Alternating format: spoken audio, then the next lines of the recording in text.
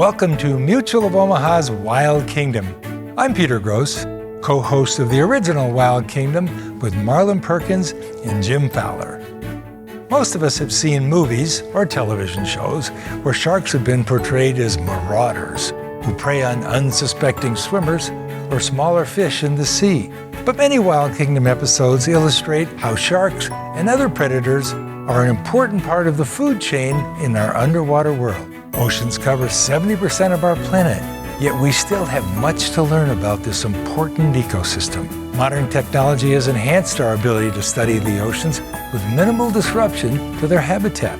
Human involvement and recent legislation to protect underwater creatures allow for the resurgence of these many species. There's more good news to come in the Wild Kingdom, so sit back and enjoy Mutual of Omaha's Wild Kingdom. Mutual of Omaha's Wild Kingdom is presented by Mutual of Omaha.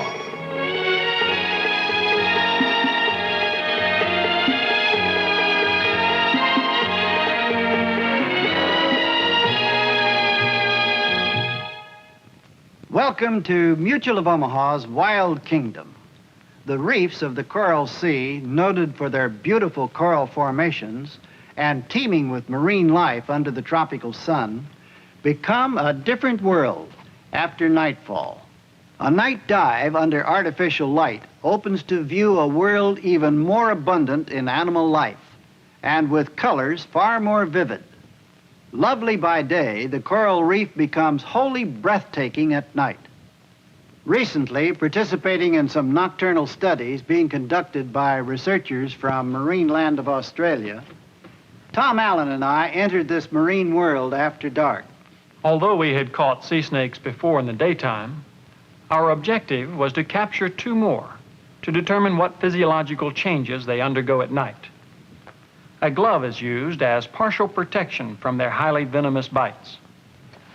The nylon net sac is inverted over the arm, and when the desired sea snake is located, it is grasped firmly at about this point and pulled into the bag. Sea snakes are numerous on the reefs about 165 miles off Queensland, Australia. So having begun our voyage here at the docks of Marine Land of Australia, we headed for Saumarez Reef here to begin our Coral Sea night dive. As we near our destination, John Reynolds, Director of Marine Land of Australia, Tom Allen and I are ready for diving.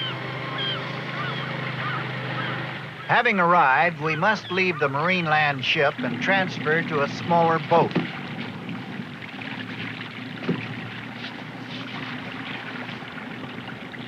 Navigation among the coral reefs must be done with great care, since they can rip apart the hulls of the sturdiest ships.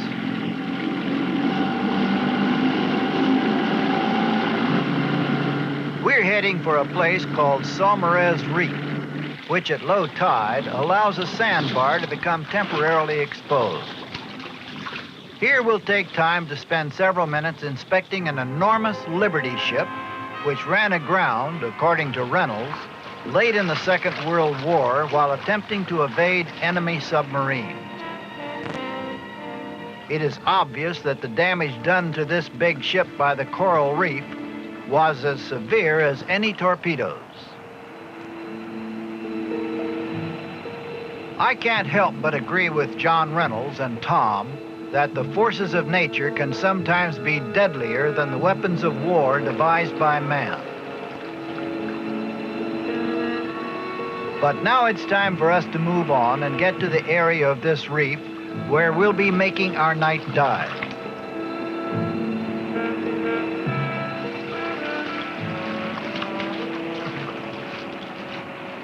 The tide rises quickly here, and even though we've only been gone from the outboard boat a short while, already the sandbar on which we put aground has been covered over.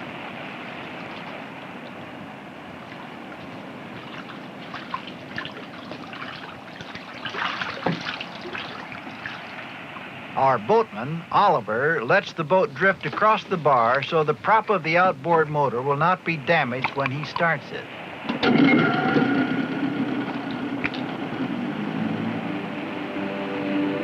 The dive area is several miles from here, and we'll pick our way carefully around the coral, arriving there about sunset.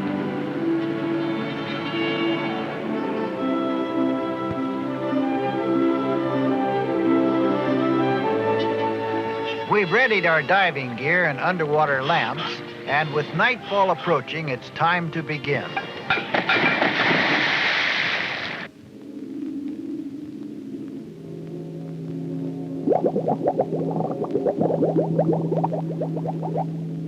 Even though there was a trace of twilight still remaining above, we've entered a heavy darkness here, broken only by the glow of our lanterns, and at first a sense of eeriness envelops us in this strange nighttime world.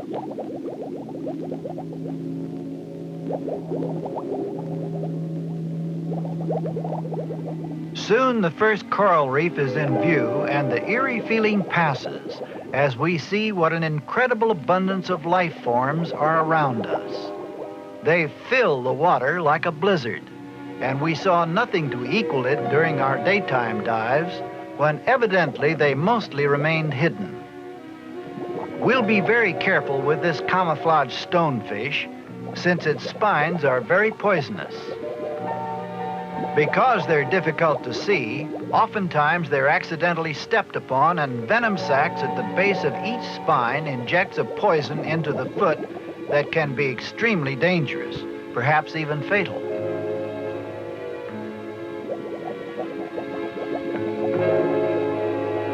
We will undoubtedly encounter numerous creatures here in the darkness which could be dangerous, so we will remain very cautious.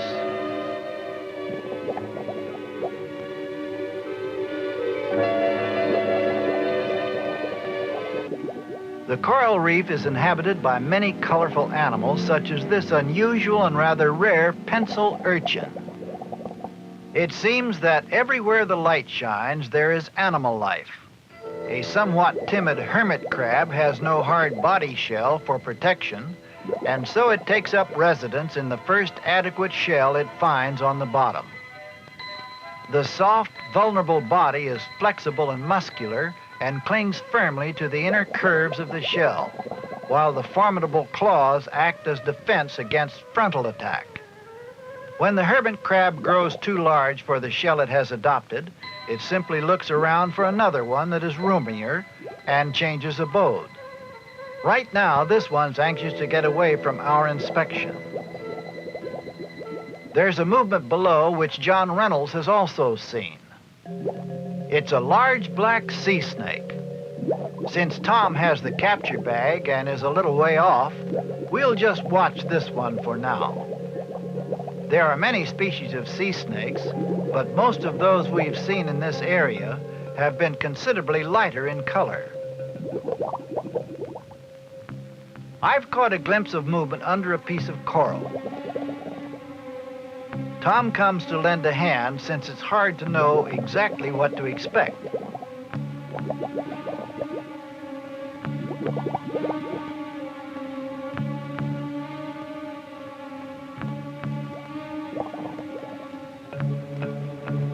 It's another sea snake, and this time one of the more familiar tan-colored specimens.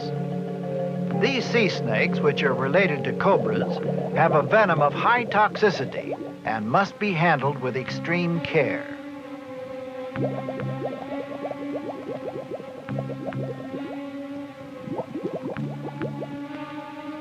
The flattened tail allows the sea snake to swim effortlessly, but they do have to go to the surface for air to breathe. As a matter of fact, this one is acting now as if it wants to replenish its air supply. So for a few minutes, we'll hold off attempting to capture it. The snake's definitely ready for some fresh air. We'll continue to wait.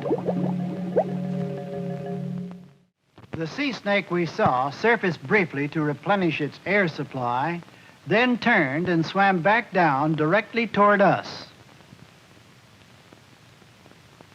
We watched with interest as the sea snake returned our way.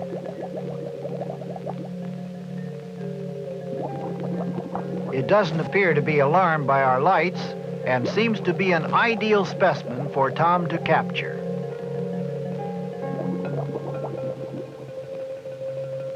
Marlin has indicated to me that this would be a good sea snake to use for the physiological study. As soon as the reptile gets relatively clear of the coral and in a more open area, we'll see if we can get it into the bag. These sea snakes are generally pretty docile, but because of the deadliness of their venom, it is never wise to grow overconfident in the handling of them.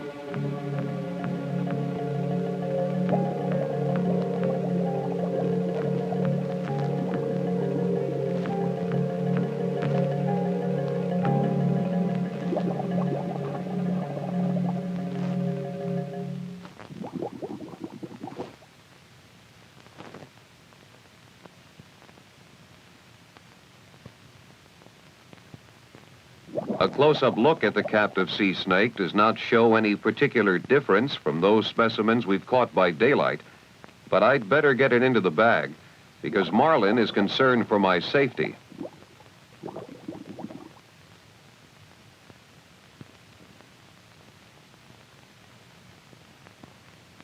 Fortunately, they're a lot easier to handle than most of the venomous snakes on land. We'll study this specimen much more closely later on.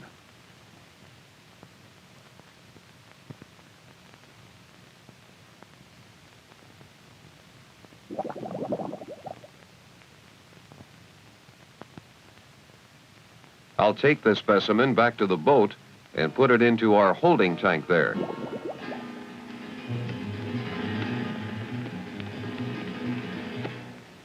For now, I'll make some observations around here, following this interesting coral ledge for a little distance. Ever aware of safety, particularly in night dives, John Reynolds positions himself to keep a watchful eye on both of us.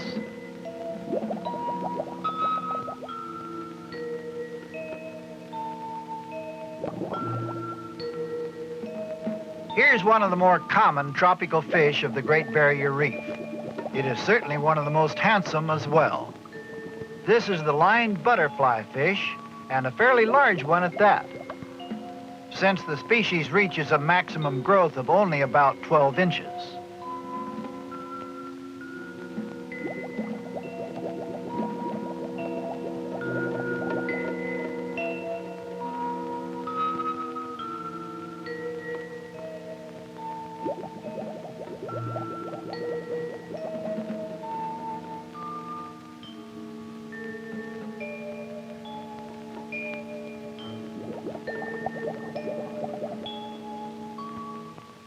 This is an interesting and unusual animal clinging to the coral.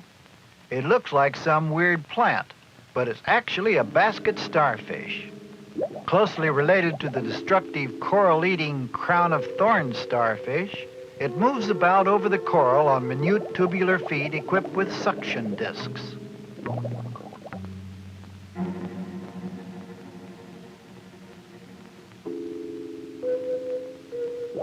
There are numerous species of corals which form the Great Barrier Reef, but one of the most splendidly colored is sarcophaton coral, with its brilliant orange polyps which open only at night.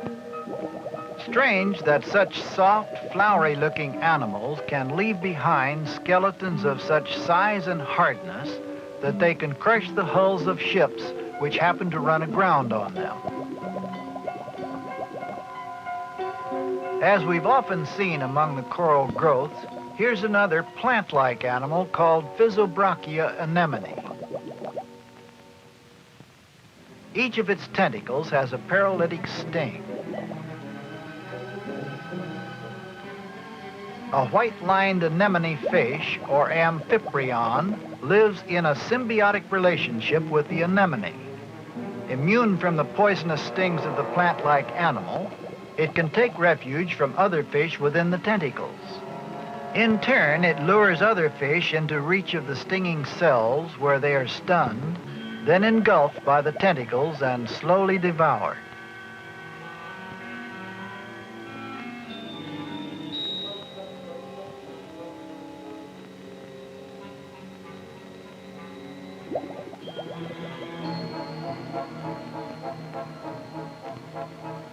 Everywhere one looks among the corals, there is life. Here in a little cranny of a skeletal coral formation, a delicate red and white banded shrimp is a touch of brilliance in the dull cover. It keeps itself reasonably well hidden from predators, ready in an instant to dart back into the darkest recesses of the cranny should danger threaten. It is unusual to find them in deep water like this, where predatory fish are abundant. A coral cod or leopard fish will normally snap up any shrimp or small fish it encounters. This time it doesn't, evidently having a full stomach already, and now simply curious rather than hungry. It is a beautiful fish with iridescent spottings and the ability to change its background color from deep red to light brown.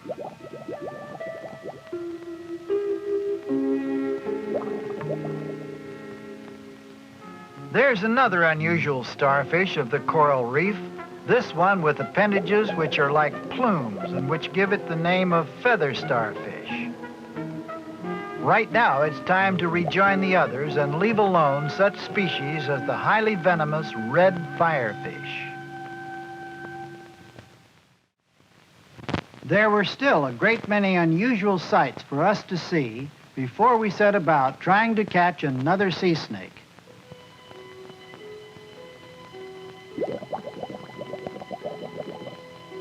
Now that I have rejoined John Reynolds and Tom Allen, we will do a little more observing of the life of the coral reef as we continue to look for another sea snake to go along with the one we've already captured.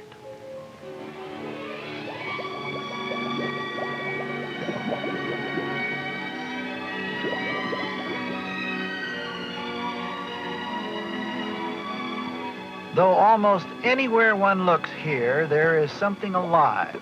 Often it is so well camouflaged that unless it moves, it can be missed. This pufferfish moving its mouth as it breathes is an example. It's not only well disguised, but has another defensive facility which it uses when threatened.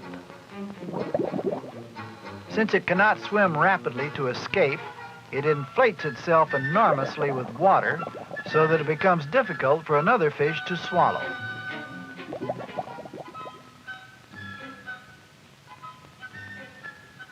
Swimming near me is a tiny yellow boxfish.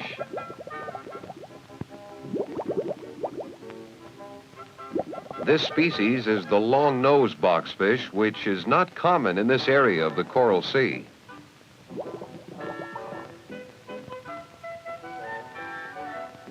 It bears a resemblance to the pufferfish, but is not related to that species. We're lucky to see it.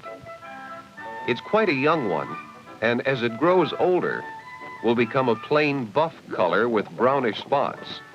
Maximum size is about 8 inches.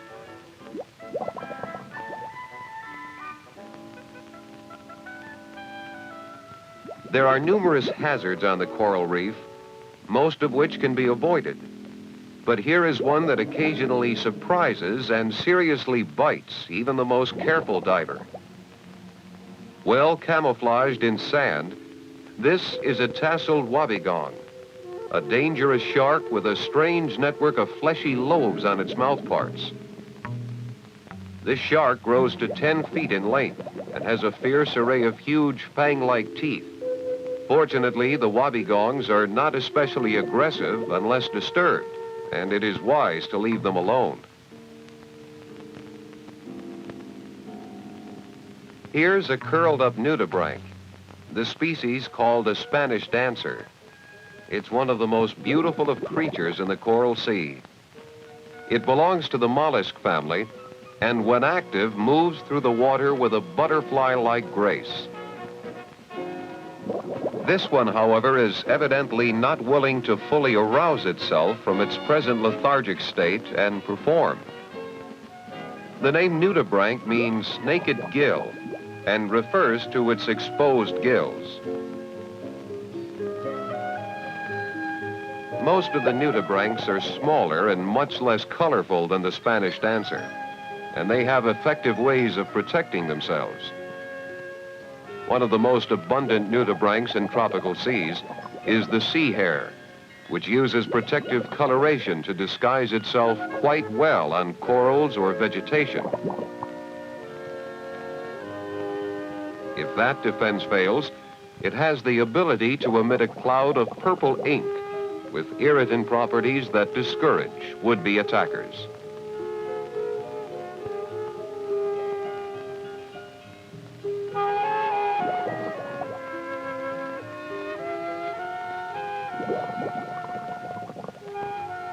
While Tom's been looking at the nudibranchs, I've been on the watch for sea snakes. I've seen beautiful little tropical fish, but the sea snakes are not as active during nighttime as we had anticipated.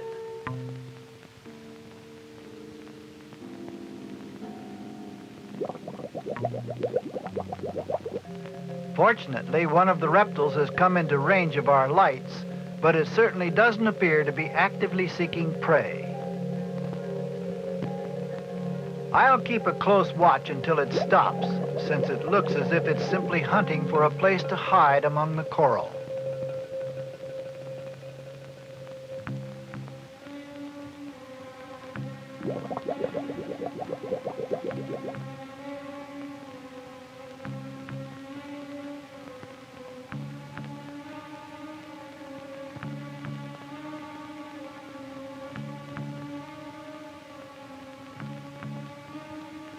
Looks as if this is where the snake means to stay for a while.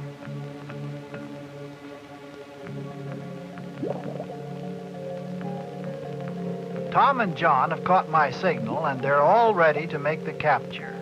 But it may be that this specimen won't be quite as docile as the one taken earlier.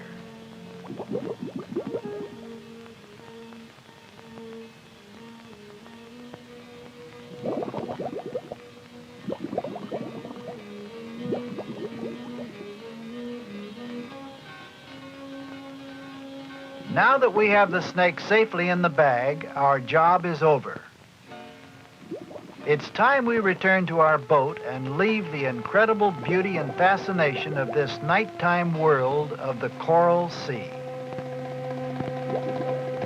Through extensive and sometimes hazardous observation and research, men such as John Reynolds and the scientists of Marineland of Australia are unlocking many of nature's secrets about marine life. Man knows less about the lives of undersea animals than any other form of life on the globe. Yet, with continually improving techniques of observation and study, we are constantly increasing our knowledge of the creatures which share our world. In the process, we become better able to live in concert with our natural surroundings.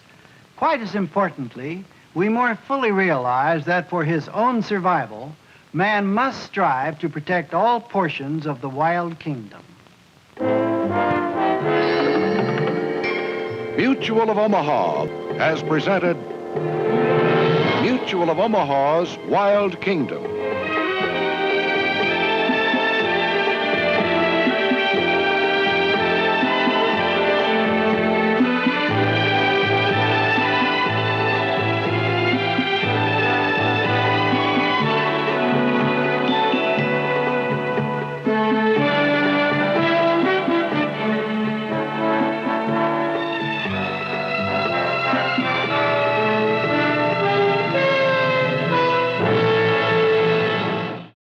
Like what you saw? Follow us on Facebook, Instagram, and YouTube for more exclusive content. And visit our website at wildkingdom.com.